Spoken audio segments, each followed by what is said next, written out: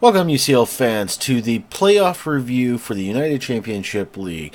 I am Nintendo Fanatic 64. I have seen all the matches and came up with what I believe is a very good, accurate review of the teams this time, since there are no more rankings involved with it.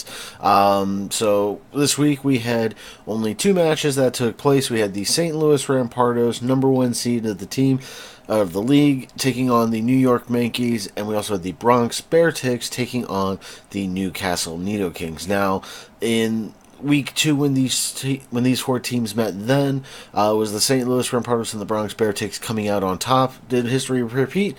You'll just have to wait and find out as we go through it. If you do enjoy the video, I hope you do give it a thumbs up. Let me know in the comments who you're rooting for of these four teams and who you want to see in the championships. Or if you finish it, then you can let me know who you want to see win the championship. So we're going to go ahead and start off with the St. Louis Rampardos versus the New York Yankees. Now, the teams that were brought this time, for St. Louis, he brought A-Drive, the coach, brought Mega Metagross, Crobat, Conkeldurr, Vaporeon, Raikou, and Tangrowth.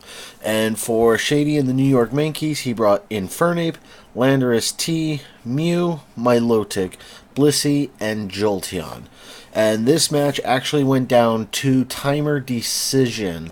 A lot of people who may have seen the matches believe that A-Drive might have tried to stall out the clock. If you actually watch it from his perspective, though, he was actually calculating a lot and trying to come up with the best moves possible, using the timer to his advantage as far as making those calculations. So I don't believe it was done purposefully. It was kind of sad because this was a great matchup. I mean, it took over 30 minutes, I believe, before even the first knockout took place.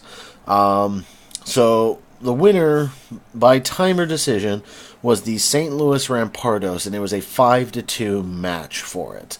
MVP of the match will go to Mega Metagross, who did manage to get 2 knockouts. It was quite impressive, like I said, all around for it. In addition to that, Crobat from the St. Louis Rampardos did manage to get 1 knockout as well, knocking out the Infernape with a Brave Bird, I believe it was, and Tangrowth as well managed to knock out the Jolteon.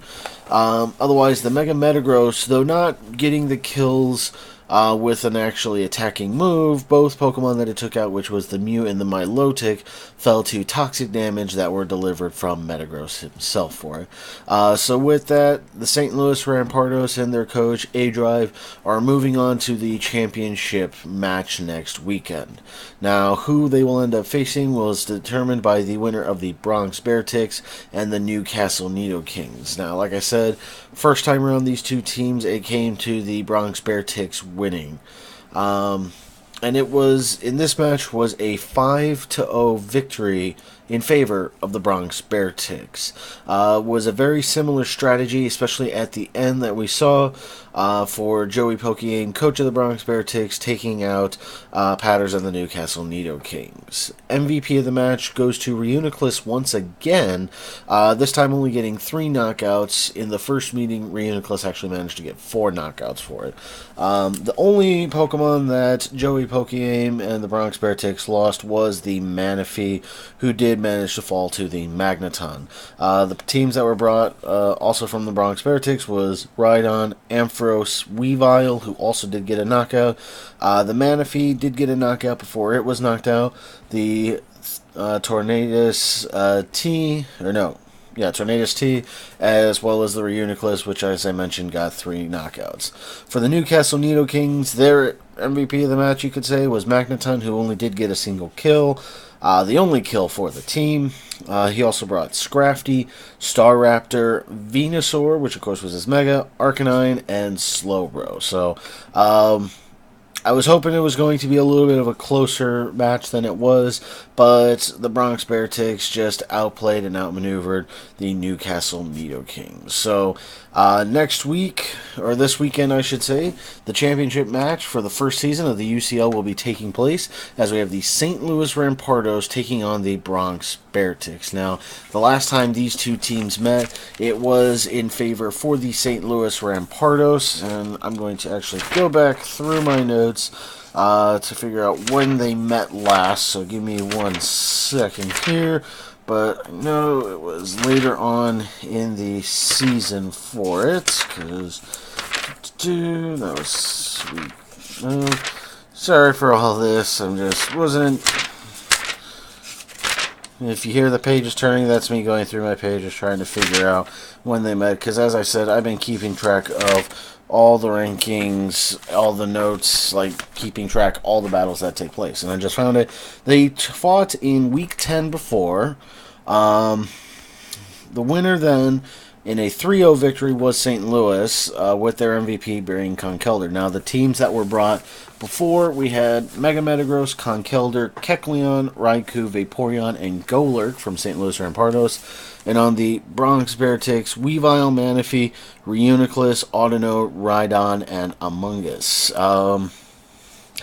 So, Metagross fell to Weavile in that match. Kecleon fell to the Manaphy. Golurk fell to Reuniclus during the match. That was who St. Louis had lost during their match. Weavile fell to a Vaporeon Rocky Helmet combo. Manaphy fell to, it was Raikou. Reuniclus fell to Metagross. Audino fell to Conkelder. Rhydon also fell to Conkelder. And Amoonguss fell to the Kecleon in that match. So, back during that time, the Bronx Bearticks had only had a 7-2 record, where St. Louis were 8-1. That one was definitely one of the anticipated matches of that week, just because they were two highly ranked teams going at it to see who would end up winning for it. Will history repeat?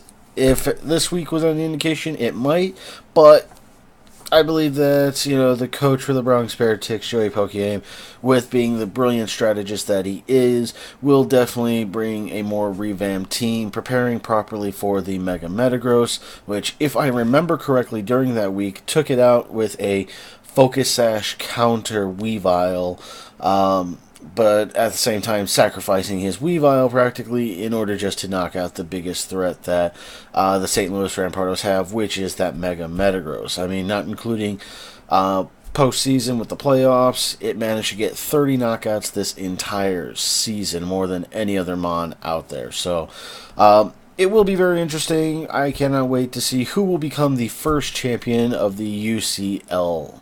So let me know, if you made it this far, let me know in the comments, between the St. Louis Rampardos and the Bronx Bearticks, who do you think is going to win? With this, it is so close to call, I mean, I'm not even going to make a proper prediction for it. But that's going to go ahead and wrap it up for now, and I'll probably have another video up Thursday talking about, like, the top 20 Mons of the season. I know I've been talking about trying to do that. Things keep coming up and I can't seem to get to it. So, but that video will be taking place hopefully this Thursday if all things go according to plan. So, thank you all very much for watching. The support on this has been greatly improving over time, and I'm so happy about this.